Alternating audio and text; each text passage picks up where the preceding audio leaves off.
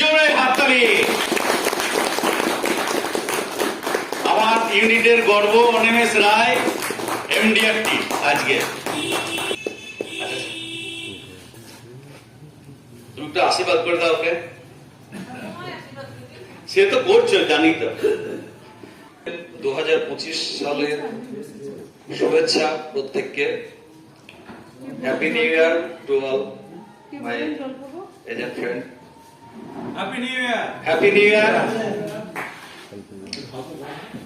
আমার মাননীয় শ্রদ্ধেয় ডেভেলপমেন্ট অফিসার শ্রী চিত্তরঞ্জন দাস মহাশয়, আমার গুরুদেব, আমার মাননীয় শ্রদ্ধেয়া মল্লিকা দাস মহাশয়া এখানে উপস্থিত। উনি আজকে আমার এমডিআরটি উদযাপনের জন্য উনি এখানে আজকে উপস্থিত হয়েছেন, আমার খুব ভালো লাগছে। আমি এমডিআরটি হয়েছি, প্রত্যেকটা এজেন্টেরই জীবনের একটা স্বপ্ন এমডিআরটি। এমডিআরটি কি, এমডিআরটি কিভাবে হয়, এগুলো স্যার আমার 26 বছরের এজেন্সি লাইফ, আমার এজেন্সিতে আসার ব্যাপারে স্যার একটু বললেন। আজকে আজিজুর রহমানকেও আমার মনে পড়ছে, উনি আমার এই প্রফেশনে আসার ব্যাপারে উনি প্রথম আমাকে বলেন, এবং চিত্তরঞ্জন দাসের নাম ওনার কাছ থেকে আমি প্রথম জানতে পারি। প্রথমে উনি বলেন যে নতুন পাড়ায় বাড়ি, তুমি ওনার বাড়িতে যাও। আমি বাড়িতে এসে প্রথম দেখা হয় আমার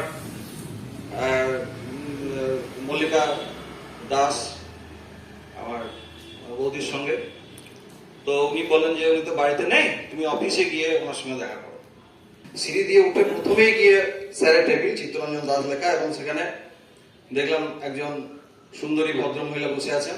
আমি নমস্কার করে গিয়ে তাকে জিজ্ঞেস করলাম যে এটা চিত্তরঞ্জন দাস এখানে বসেন?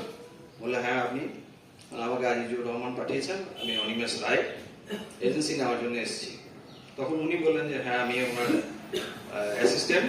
তো পারমিতা দিয়ে আমাকে বসালেন, অনেকক্ষণ ওয়েট করলাম। আমার একটু তখন একটু অল্প বয়স তো, অল্পতে একটু রেগে যেতাম। অনেকক্ষণ বসে আছি। আমি বারবার জিজ্ঞেস করছি যে দিদি স্যার আসবেন কখন? আসবেন, ওনাকে ফোন করেছি আমি, আসবেন। বসে আছি অনেকক্ষণ থেকে, বসে থেকে খুব মানে বিরক্ত লেগে গেছে আমার, মানে অত ম্যানার্স জানি না। 99 মানে কলেজে ফার্স্ট ইয়ার পড়ছিলাম, কলেজে ফার্স্ট ইয়ার।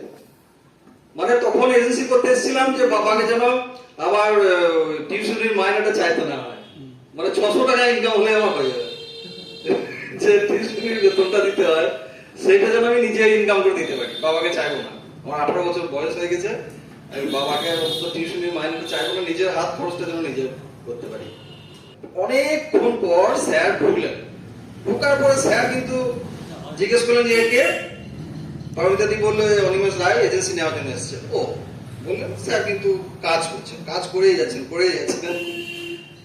অনেকক্ষণ পর মানে একে তো আমার রাগ হয়েছিল, তারপরে এরা এত দেরি হচ্ছে আর স্যার আমাকে পাত্তাই দিচ্ছেন না।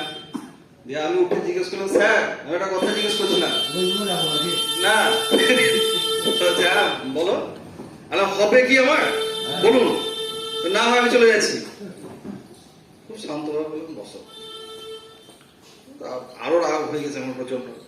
অনেকক্ষণ পর দেখছি যে উনি আমার জন্য একটা ফর্ম ফিল আপ করছিলেন, দিয়ে সেটা নিয়ে গিয়ে এসো আমার সঙ্গে ব্রাঞ্চ ম্যানেজারের ঘর, অনিল স্যার ঘরে নিয়ে গেলেন এবং ইন্ট্রোডিউস করিয়ে দিলেন যে না, তার আগে উনি আমাকে বললেন যে তুমি তোমার কাছে টাকা আছে 15 টাকা? হ্যাঁ স্যার 15 টাকা আছে। 15 টাকা জমা দিয়েছো, নিচে কাউন্টার আছে, ওই কাউন্টারে গিয়ে এই কাগজটা নিয়ে গিয়ে 15 টাকা তুমি জমা দিয়েছো। জমা দিয়ে এলাম। তারপরে উনি আমার সেই রসিদটা নিয়ে অনিল স্যার সঙ্গে গিয়ে ইন্ট্রোডিউস করে দিলেন যে আমাদের নতুন এজেন্ট আজকে। তারপরে ওখান থেকে এসে উনি যেটা বললেন আমাকে, যেটা উনি বললেন যে জীবনে যদি বড় হতে চাও, প্রথম পাঠ উনি আমাকে লিখলেন, সেটা আমার আজও মনে আছে। জীবনে যদি বড় হতে চাও অনিমেষ, ধৈর্য ধরা শেখো। আমি তোমার ধৈর্যের পরীক্ষা নিচ্ছিলাম।